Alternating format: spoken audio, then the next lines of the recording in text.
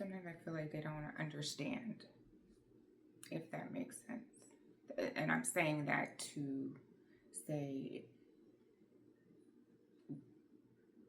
when you still have your mother, and I'm talking to you, and I've lost my mother, it's just different. It's just a totally different. It's just different. It's just different. It's just a different pain, and it's challenging. It's really, really challenging, and it's just a work in progress.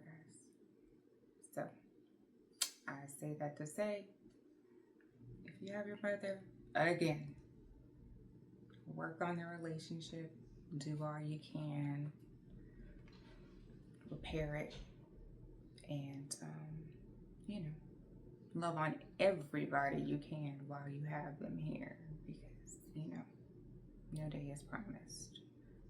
And so I started thinking about, even with me doing this, it's like a self-reflection of,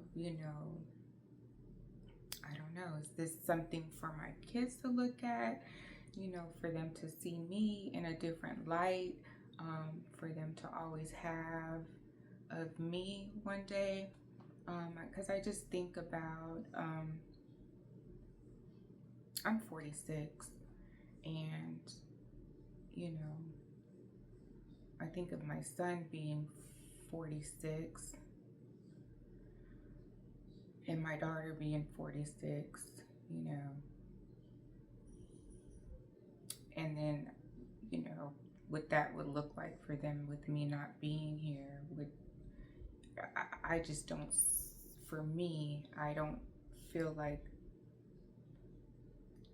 you're never prepared to lose a parent, or anybody for that matter. I just don't think that they would be prepared.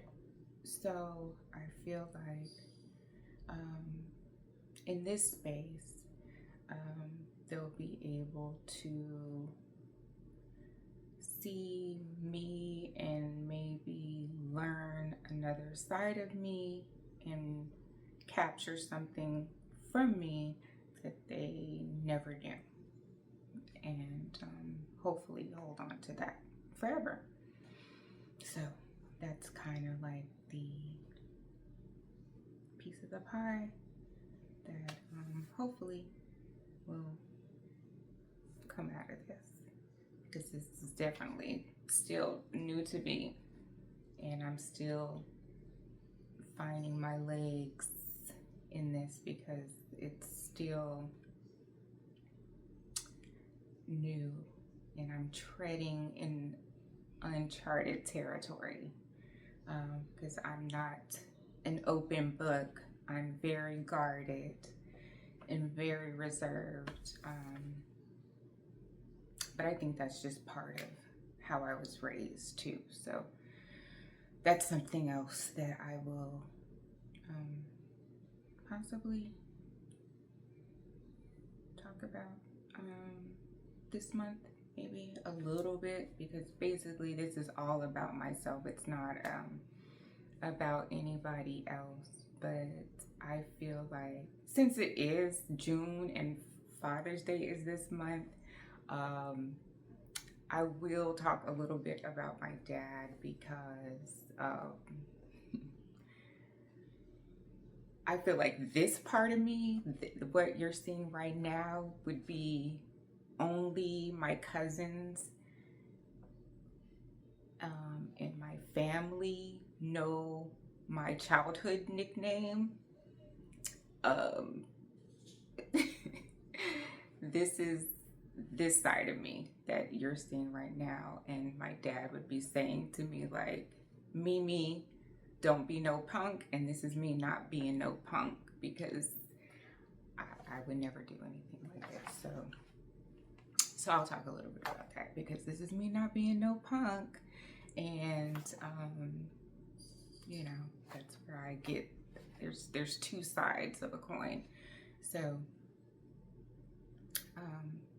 yeah, so there's that. So I will talk about my dad, give him some love too, but really about me, but share that side of me as well.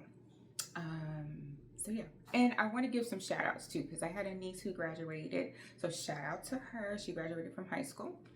And I had a lot of cousins that graduated, one from college and a few from high school. So shout out to all of the 2025 graduates. Such an amazing step. So going into college, so congratulations to everybody who graduated. And like on TikTok, I've been seeing like a lot of doctors, a lot of Black doctors, which I think is just amazing. So I love to see it. So just again, congratulations to all the graduates of 2025. And I know I said I want to dive into a little bit of alternative thinking last saying why alternative thinking is important. It's problem solving. It helps you find effective and efficient or creative solutions to both new and old problems.